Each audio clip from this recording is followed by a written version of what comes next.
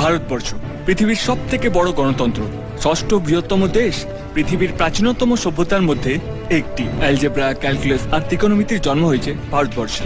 দশমিকের ব্যবহার প্রথম প্রচলিত হয় ভারতবর্ষে। পৃথিবীর প্রথম বিশ্ববিদ্যালয় স্থাপিত হয়েছিল আমাদের দেশে, নাম তক্ষশিলা বিশ্ববিদ্যালয়।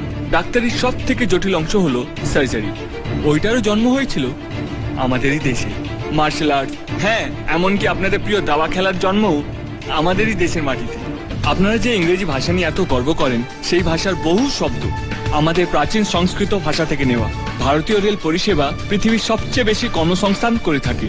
ভারতবর্ষ পৃথিবীর 90টি দেশে সফটওয়্যার রপ্তানি করে থাকে। ভারতবর্ষের সেনাবাহিনী পৃথিবীর তৃতীয় বৃহত্তম।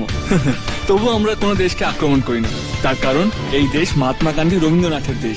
এই দেশের শান্তির বাণী ছড়িয়ে পড়েছে সারা বিশ্বে।